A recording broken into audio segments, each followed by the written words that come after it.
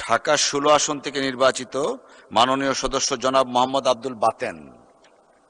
জনাব মোহাম্মদ আব্দুল বাতেন, আপনার সময় ৫ মিনিট। ধন্যবাদ আপনাকে। ধন্যবাদ মাননীয় স্পিকার। আমি আমার বক্তব্যের শুরুতেই গভীর শ্রদ্ধা জ্ঞাপন করছি জুলাই আন্দোলনে যারা শহীদ হয়েছে তাদের আত্মার প্রতি। মাননীয় স্পিকার, আমরা সকলেই জানি আজকের এই সংসদ হচ্ছে জুলাই আন্দোলনের ফসল। যদি জুলাই আন্দোলন সফল না হতো তাহলে আমরা হয়তো এইভাবে এই সময়ে এই সংসদে বসতে পারতাম না। সেই জুলাই আন্দোলনের মধ্যে জনগণের কিছু সুস্পষ্ট দাবি ছিল। সেই দাবি দেওয়াগুলোকে যদি আমরা এক কথায় বলতে চাই, সেটা ছিল একটি ইনসাফ ভিত্তিক সমাজ প্রতিষ্ঠার।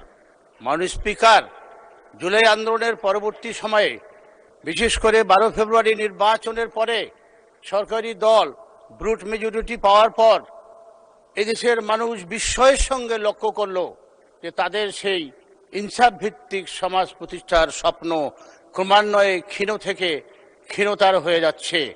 বিশেষ করে একটি ইনসাফ ভিত্তিক সমাজ প্রতিষ্ঠার জন্য, দেশে সুশাসন প্রতিষ্ঠার জন্য অন্তর্বর্তীকালীন সরকারের পক্ষ থেকে জারি করা যেসব অধ্যাদেশ আইনে পরিণত করা অপরিহার্য ছিল, সেই অধ্যাদেশগুলোকে ল্যাপস করা হলো, যার ফলে মানুষকে এখন আতঙ্কের মধ্যে দিয়ে সময় পার করতে হচ্ছে। গুম খুন অধ্যাদেশ বাতিল হওয়ার কারণে এখন আশঙ্কা দেখা দিয়েছে গুমের আতঙ্ক নিয়ে আমাদেরকে সমাজে বাস করতে হবে।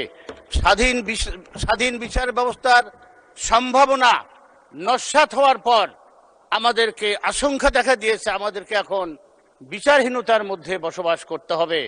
মানবাধিকার কমিশনের সুরক্ষা না থাকার কারণে আমাদেরকে এখন মানবাধিকারবিহীন, নাগরিক অধিকারবিহীন একটি সমাজে বসবাস করতে হবে। মাননীয় স্পিকার, এগুলো শুধু আশঙ্কার বিষয় নয়। আমরা যদি খবরের কাগজের পাতা উল্টাই তাহলে দেখব প্রত্যেক দিন অসংখ্য খুন এবং ধর্ষণ হচ্ছে।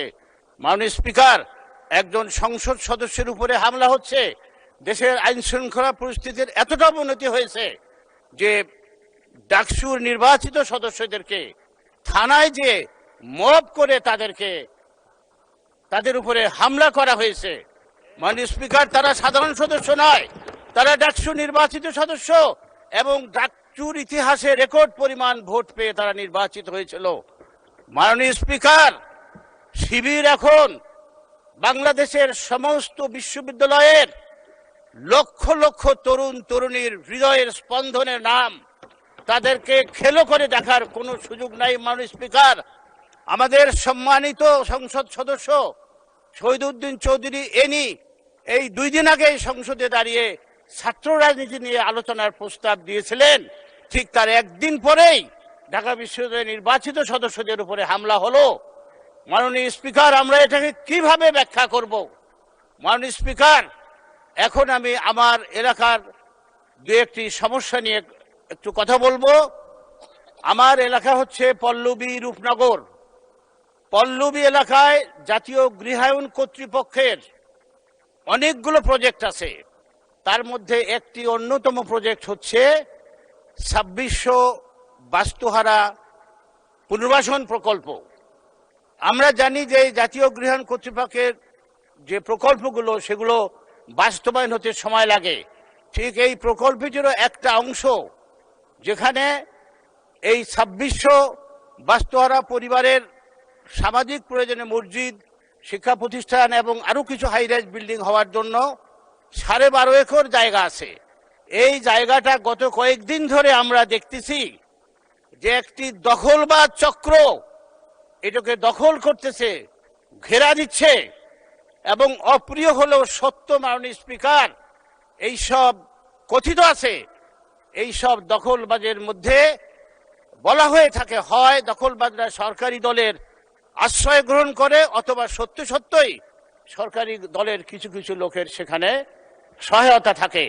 কাজে আপনার মাধ্যমে আমি মাননীয় গৃহায়ন ও গণপূর্ত মন্ত্রী মহোদয়ের কাছে আবেদন জানাচ্ছি এই বিষয়টি দ্রুত তদন্ত করে এই দখলবাজের হাত থেকে সরকারি সম্পত্তি রক্ষা করার জন্য। মাননীয় স্পিকার, আমাকে অনুগ্রহ করে 2 মিনিট সময় দেবেন। মাননীয় স্পিকার, আমরা সকলেই জানি জি, আপনাকে 1 মিনিট সময় বৃদ্ধি করা হলো, ধন্যবাদ। পল্লবী এলাকায় 3,500 বিহারি, যাদেরকে আমরা উর্দুভাষী বলছি, তারা বসবাস করে। মাননীয় স্পিকার, একটি পরিবার 10 বাই 10 ফুটের রুমের মধ্যে তারা মানবেতর জীবনযাপন করে। তাদেরকে নিয়ে অতীতে অনেক রাজনীতি হয়েছে, কিন্তু তাদের সমস্যার কোনো স্থায়ী সমাধান হয় নাই। মাননীয় স্পিকার, এই মহান সংসদে দাঁড়িয়ে আমি জোর গলায় দাবি করছি তাদের পুনর্বাসনের ব্যবস্থা করার জন্য, কেননা তাদের কোথাও ফিরে যাওয়ার কোনো সুযোগ নাই। কাজেই তাদেরকে যদি আমরা পুনর্বাসনের মধ্য দিয়ে আমাদের মূলধারার মধ্যে আত্মীভূত করতে পারি, তাহলে তাদের হাতগুলো কর্মের হাতে পরিণত হবে এবং তারা অবশ্যই আমাদের সমাজের আর্থসামাজিক উন্নয়নের ক্ষেত্রে অবদান রাখতে পারবে। মাননীয় স্পিকার, আপনাকে ধন্যবাদ। ধন্যবাদ মাননীয় সদস্য।